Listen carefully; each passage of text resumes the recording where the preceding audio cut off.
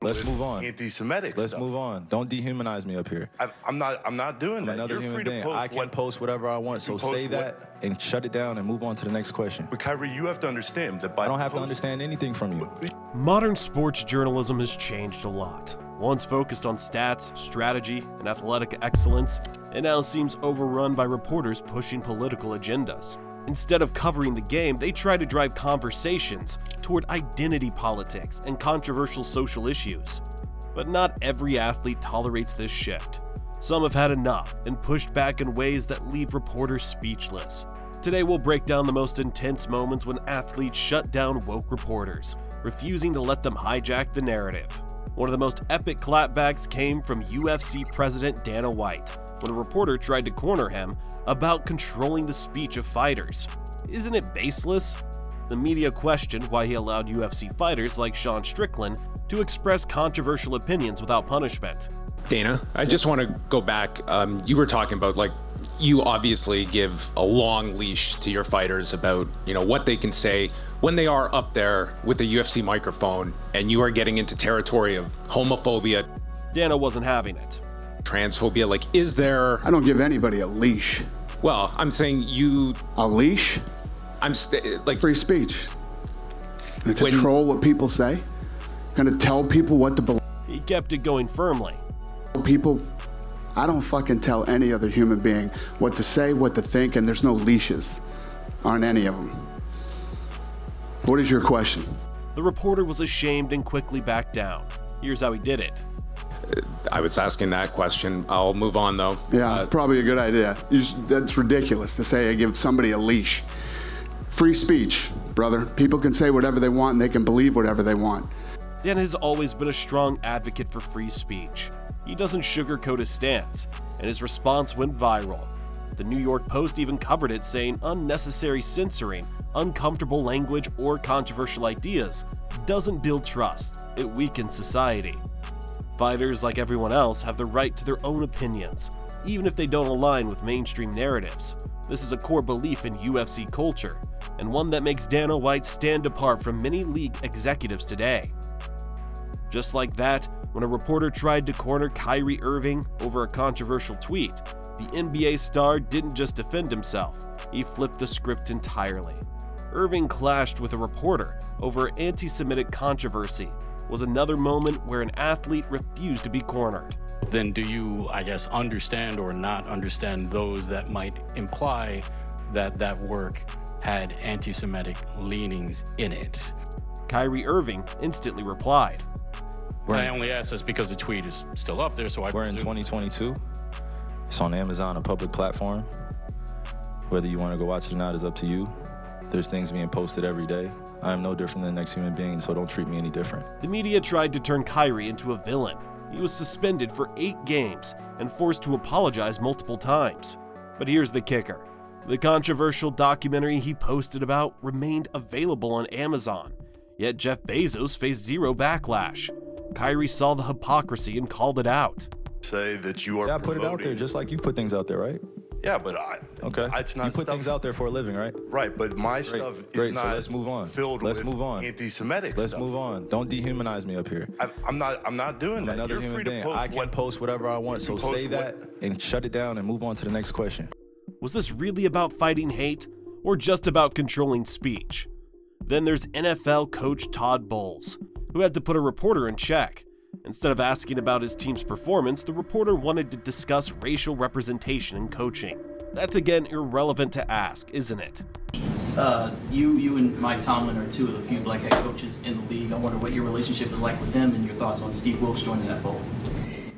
Todd Bowles countered it well.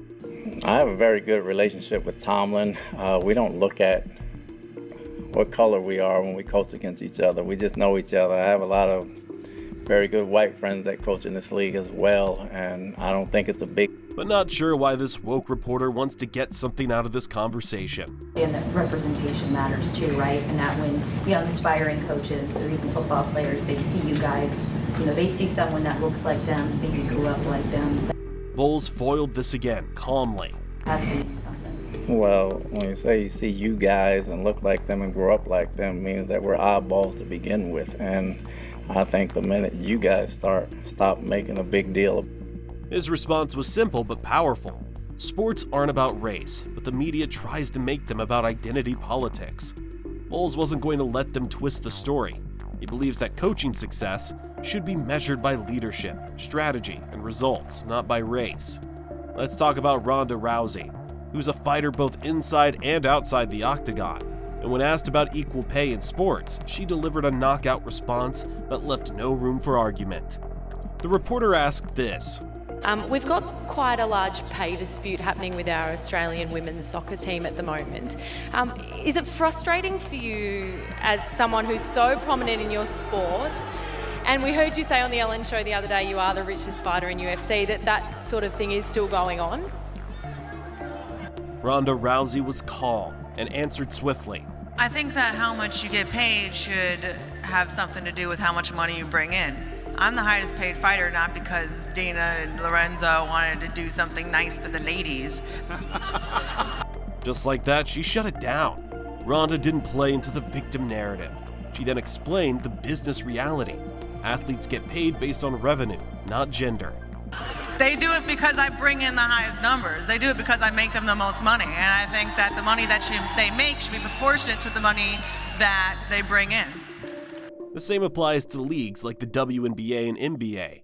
Equal pay comes from equal market demand, not forced handouts. The perspective highlighted by Ronda is a fundamental truth. Money in professional sports is a reflection of audience size, sponsorship deals, and merchandise sales. Change in pay will only come when market dynamics shift, not through forced mandates. If there's one athlete who never bites his tongue, it's Conor McGregor. When faced with media-driven controversy, he turned the tables in spectacular fashion.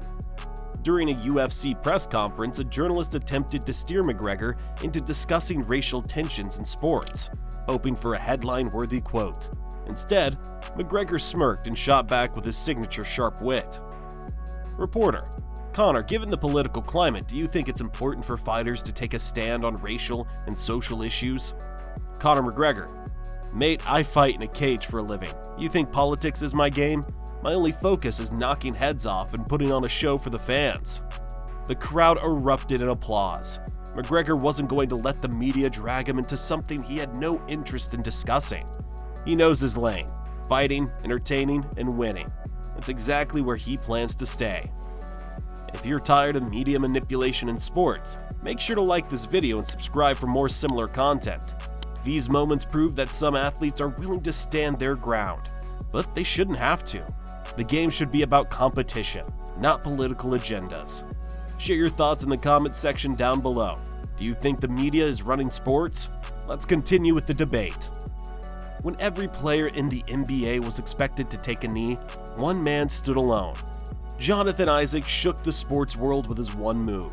During the NBA protests in 2020, nearly every player knelt during the national anthem, except Jonathan Isaac. When reporters pressed him on why, his answer was straightforward. So you didn't kneel during the anthem, but you also didn't wear a Black Lives Matter shirt. Do you believe that Black Lives Matter? Absolutely. I believe that Black Lives Matter. A lot went into my decision, and part of it is, first off, is my thought that, kneeling or wearing a Black Lives Matter t-shirt don't go hand in hand with supporting Black lives. The media backlash was immediate, but Isaac stood firm. He wasn't against the movement. He simply had his own beliefs. Shouldn't athletes be free to make personal choices without being attacked? Then there was the time the media thought they had Aaron Rodgers cornered over his vaccine status, until he exposed their double standards.